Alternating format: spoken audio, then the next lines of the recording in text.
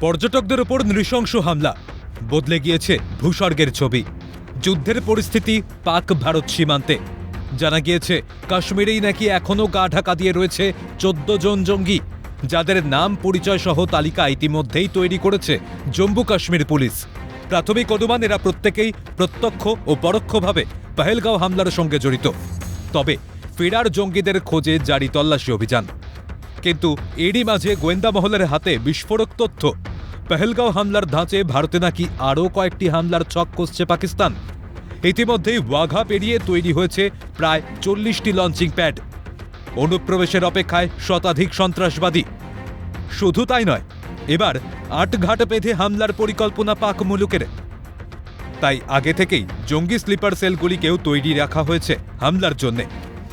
তবে হামলার ছক পরিকল্পনার স্তরেই ভেস্তে দিয়েছে জম্মু কাশ্মীরের স্পেশাল অপারেশন গ্রুপ এবং ভারতীয় সেনাবাহিনী। যৌথ অভিযানে খোঁজ মেলে জঙ্গিদের গোপন ডেরার, উড়িয়ে দেওয়া হয় জঙ্গি ঘাঁটি।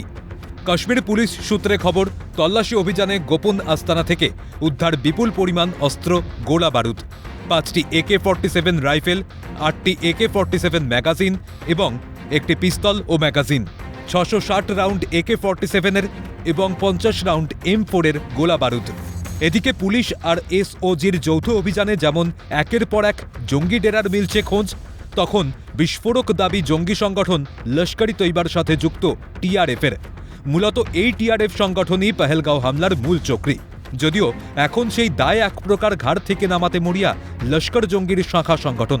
দাবি, সোশ্যাল মিডিয়ায় দেওয়া হামলার বিবৃতি তাদের নয়, পহেলগাঁও হামলায় তাদের কোনো ভূমিকা নেই।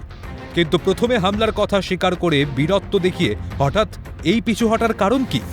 ভারতের ধরপাকড়ে ঘাবড়ে গিয়েই কি দায় অস্বীকারের সিদ্ধান্ত? ক্যালকাটা নিউজ।